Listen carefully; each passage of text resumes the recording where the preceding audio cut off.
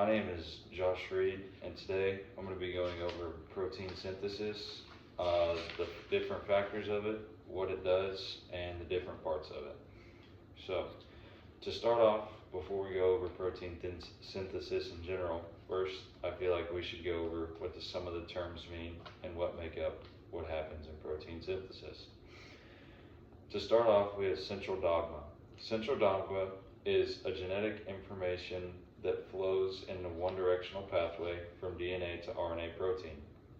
The central dogma is in biology, and again, the information flows from DNA to RNA protein. Next, we'll go over transcription. Transcription is the process of making an RNA copy of a gene's DNA sequence. Translation. Translation is the process of making proteins using messenger RNA or mRNA, which is a process that occurs after transcription. So early on, as we see, transcription happens before translation in the protein synthesis process.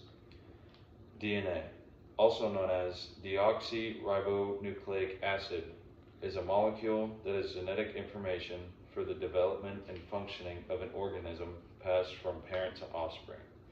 So, this means that whenever our parents reproduce, we get half the genes from our maternal side and half the genes from our paternal side. This all comes into one, which makes us who we are, and our DNA are the building blocks, which make us who we are. Next, we'll go over ribosomes. Ribosomes are small structures found within cells that are responsible for protein synthesis, acting as the mechanic to translate the genetic code from the messenger RNA into chains of amino acids, which then fold into proteins.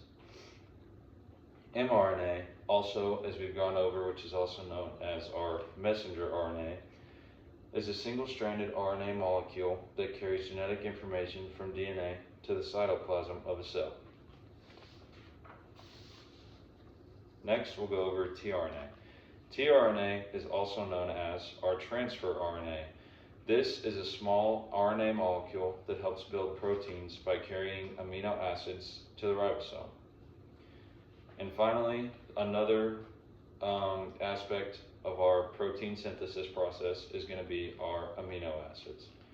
Amino acids are molecules used by all living things to make up proteins. Your body needs 20 different amino acids to function properly. 9 of these in biology are known as your essential amino acids. Now let's go over what protein synthesis is. Protein synthesis is a process of making proteins in a cell. It is a biological process that happens in 2 different forms, transcription and translation. The process of protein synthesis is initiation, elongation, and termination.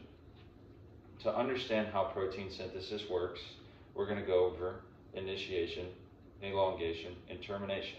This is going to help better understand what it is and what it does. Initiation is the first step where ribosomes bind to the mRNA, also known as our messenger RNA molecule, and the first tRNA, which is also known as our transfer RNA molecule, and this carries the start codon, which it then attaches to the ribosome. Now, we're going to talk about elongation. Elongation is a phase where the polypeptide chain grows by adding new amino acids one at a time, with each amino acid brought by an attached tRNA molecule that pairs with the codon and then messenger RNA, also known as our mRNA. And finally, termination. This process ends with the stop codon on the messenger RNA, also known as mRNA. This causes the polypeptide chain to be released from the ribosome. So, in conclusion, our protein synthesis is what helps our bodies grow and make new proteins every day. Without this process, we simply would not be human, or who we are now. Protein synthesis is the most important building block of making us who we are. Without protein synthesis, again, we would not be people. But protein synthesis is an important aspect of our lives, because if it is out of order or out of sync, we could get things like diseases or illnesses. The illness I'll be going over today is Alzheimer's disease. Alzheimer's disease is mostly found in people that are older and they may or may not have had different genetic issues, or it could be genetic, or it could be an onset disease that they picked up. So, what is Alzheimer's disease? Alzheimer's disease is a protein malfunction or misfolding disease that is believed to be the cause. This disease is a brain disease that causes memory loss, thinking problems, and behavioral changes. A lot of times we can see Alzheimer's disease in old people, even in some young people too, but it is less prominent and more rare in younger people than it is in older people. A lot of times we see this in our old people or grandparents, parents that are older, or relatives that may be higher up in age. If you see somebody with Alzheimer's disease, you could see that they have trouble remembering little things, big things, or really just anything. This is the cause of a protein misfold that is believed to be the reason for this disease. I do have a drawn picture, not drawn very well, but a drawn out picture of what protein synthesis looks like through initiation, elongation, and termination.